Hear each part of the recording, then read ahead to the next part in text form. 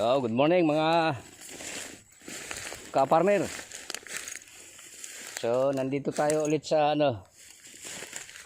yung pinagdestinuhan ko kay kay Kiloy. Kung na-stress ako nung pumunta ako dito nung kahapon, ay ito. Nakabawi din. Nasiyahan ako dito sa trabaho niya. Yan, ito yung sinasabi ko sa inyo na maraming rambutan dito. Ayan, tinanim ko yan nung last year. So, pa 2 taon niya ngayon. Abunuhan din natin yan pagka nangyari ditong tabasan, paabunuhan natin to. So, yan na yun, lumitaw na yung ating rambutan. Saka may alternate po ito na na mga kakao. So pinatabas ko lang muna siya rito.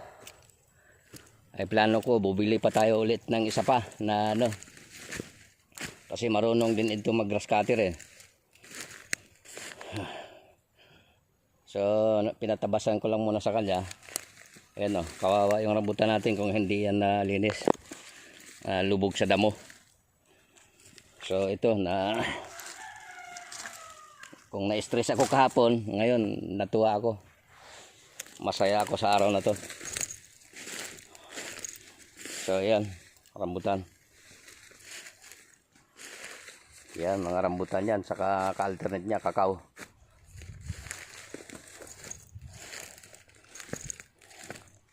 Ayan, rambutan yan na grafted. RR variety, yung wrong rain.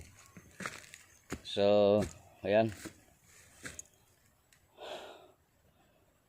Ayan, nagapos na ng mga baging pero napatid na yung baging niyan. So, ayos naman.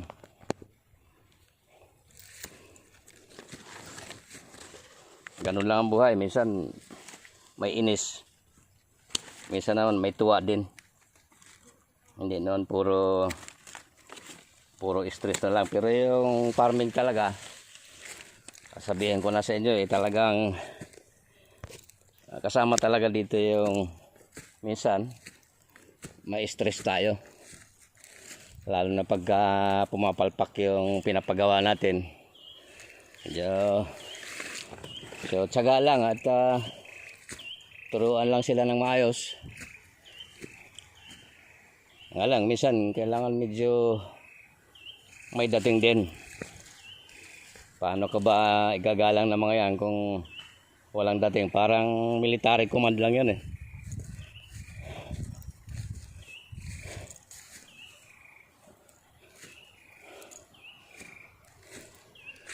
At yung pinatanim ko na malaki na po siya.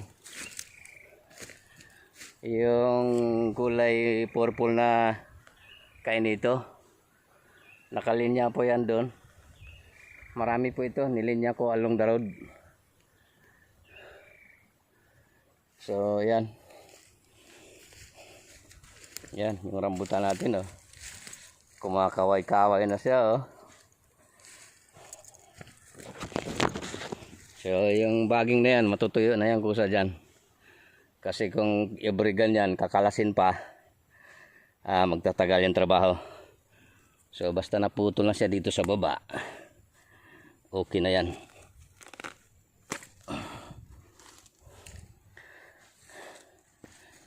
So ayan, yung ka-alternate niya na kakao. Ayan, ganyan yan. Rambutan.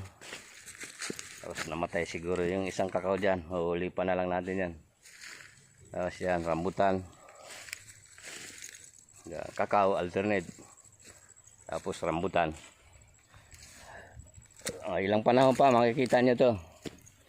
Hindi po totoo yung sinasabi nila na tutol ako doon na pagka sari-sari daw yung nilagay na halaman, hindi raw magbubunga.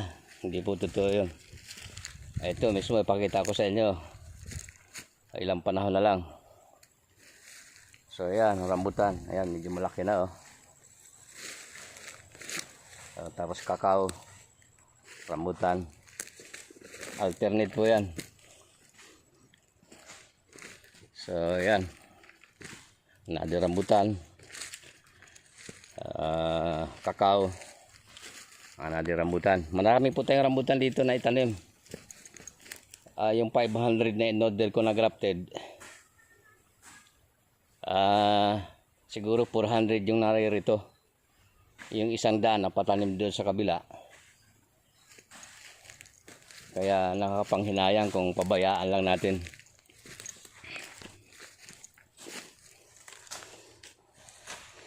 So yan si Kiloy, very good siya sa akin ngayon. Sana Kiloy, sana tuloy-tuloy yung trabaho ha. Ayan, mapapanood ka na ano yan ng ating boss. Ayan si Kiloy, ang ganda ng tirada oh. Makinis, hindi kailangan minamadali ang trabaho. So lilinisin po niya hanggang doon. May tanim pa yan hanggang doon. Hanggang doon. May kalsada sa taas yan.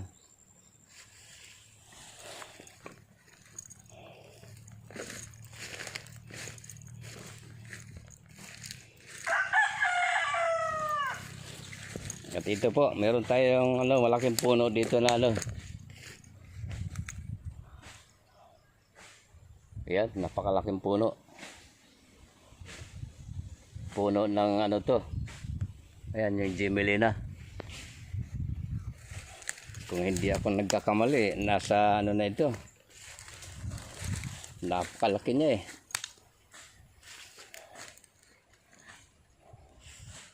So, mga 70 years mayroon na ito.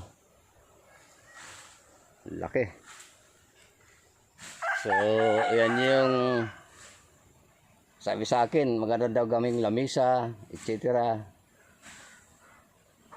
Lagariin ko daw, palagari. Ay hindi.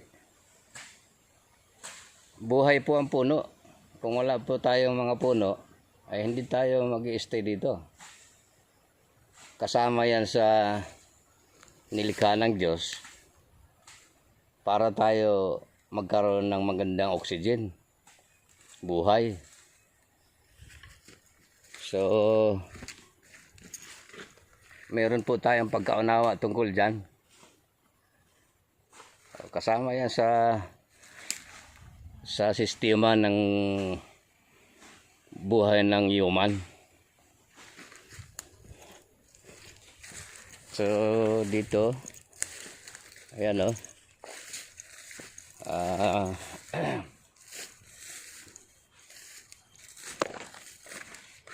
itong dito, Kiloy ha. Ulitan mo yung mga puno nito. May mga nakakabit pa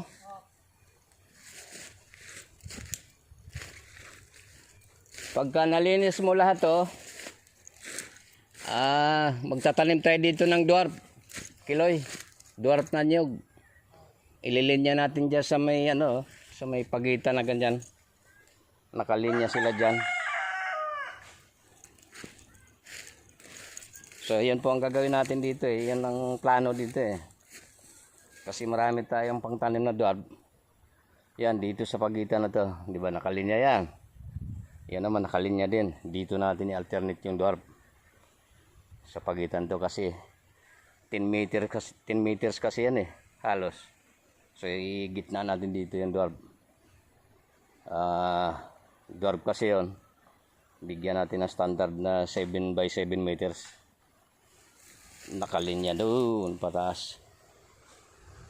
Meron din tayong gulpo na sagingan dyan. Nagpatanim ako dyan.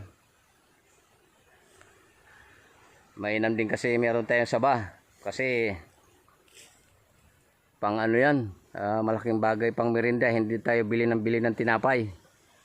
At mas maganda nga pang merinda yung yung saba. Ay potassium yan. Anti yan, yung mga high blood, mawawala yung high blood dyan. Yung rambutan kung hindi natin pinalinis yan, kawawa yan. Pero yan masaya na sila kumakaway-kaway. Ito yung kakao natin Ayan naman yung rambutan, oh. So marami pa yan dyan sa sukalan na yan. Hindi lang pa natin makikita. Pagka natapos yan, lilitaw na yung mga tinanim natin. So ayan, oh. Kakao. Rambutan. Dito namatayan ng kakao. Pwede tayo maghulip dyan. Namatayan siya na isa. Rambutan. Kakao. Doon namatayan din ng isang rambutan doon. So mga huhulipan lang natin yung pailan-ilan na yan.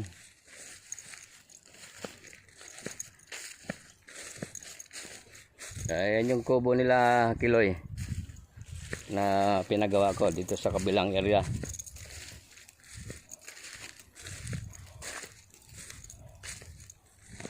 Ayan.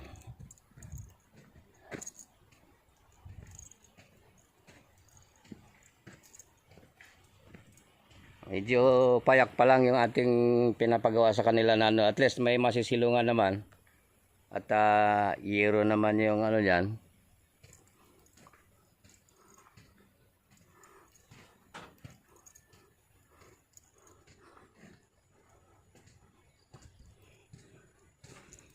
Ito dito. Kailangan pa yung bubong dito.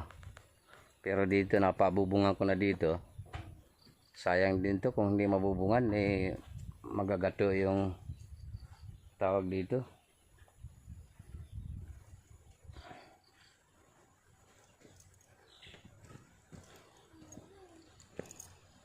So dito sa porsyon na yan mayroon pa tayong rambutan dyan sa kakao. Ayan, tatarbahoin pa yan. At doon sa kabila pa may sagingan pa tayo dyan sa kabila na malaki-laki nasa. So hindi na muna natin puntahan ngayon. Siguro bukas maggagala ako dyan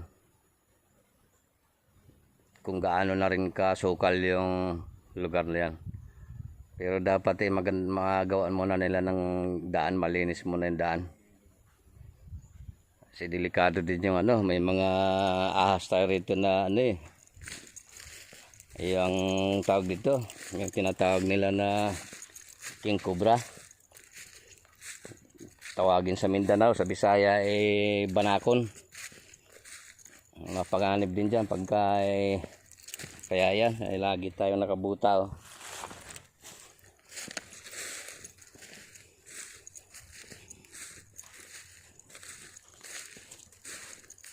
Kiloy, ay sinusuot mo ba yung buta mo? Nakabuta ka? Yun. Dapat nakabuta, ha?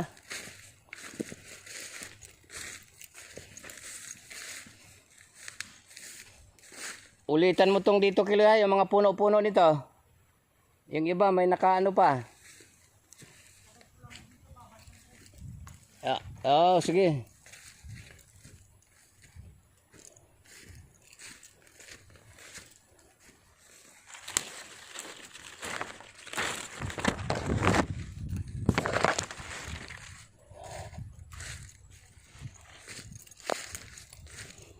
So yan po, natuwa ako dito sa trabaho ngayon.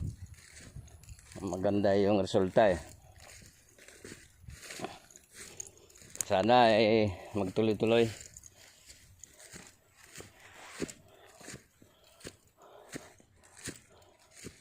Yung iba kasing ganyan,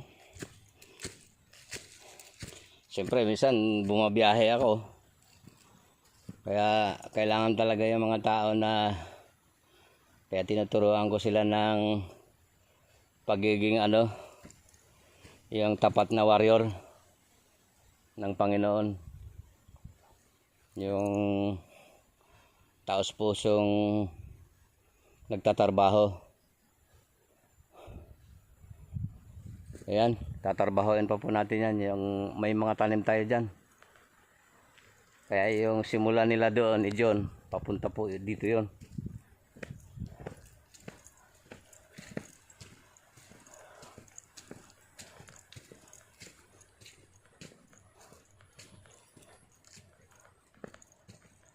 pagka natuwa ako dito sa mga ito within sa taon na to, baka next year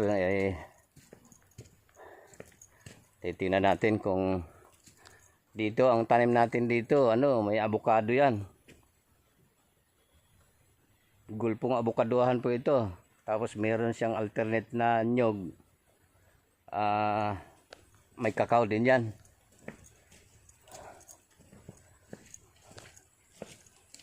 Kasi pagka ganitong ulan ng ulan, sumisigla din yung damo. Yan napakalulusog ng So ayan nagpapakita lang ng nagpakita lang siya ng tawag dito ng probe na yung lupa ay sadyang mataba. Kahit hindi na tayo masyadong mag-aabono dyan, pagka ganyan, siglang-sigla yung mga damo ang lulusog. Ibig sabihin, matabang lupa yan. So yan, makikita din nyo yan pagka napalinis natin. Ayan nakalitaw yung mga avocado. Medyo malaki na pala yung kasi 2 years na yung avocado na pinatanim ko dyan magto 2 years ngayon. So meron ding alternate na kakao yan dyan. Itong buong na to. Hindi na lang ako akyat doon sa taas.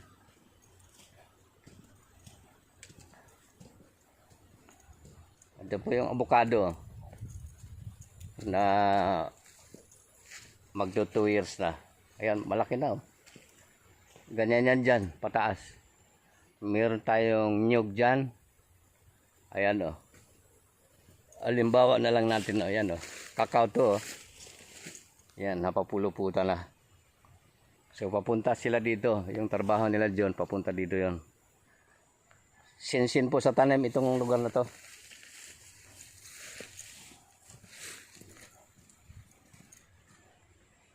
So malinis man yan ngayon. Pag nalinis ngayon yan, medyo matagal-tagal tayo magpalinis ulit yan. Talagang ganyan ang routine ng farming talaga ganyan kasi kasama yung dahil malusog yung lupa, masigla din yung damo. So yung iba niyan laging ini-spray ng herbicide, yung mga pandamo na matatapang na chemicals. Ayaw ko masyadong gumagamit yan. Gumagamit man ako, pili lang ng mga herbicide yung hindi masyadong nakaka-epekto sa sa lupa. So hanggang dito na lang mga farmer. Malagay ko marami na akong nasabi. At muli, maraming salamat sa inyo sa suporta nyo at sa mga subscribers at yung mga new subscribers pa. Sana suportahan nyo itong channel ko. God bless po sa inyong lahat na may ano man ang ginagawa niyo pagpapalain po ng Panginoong Diyos. Maraming po salamat sa atin.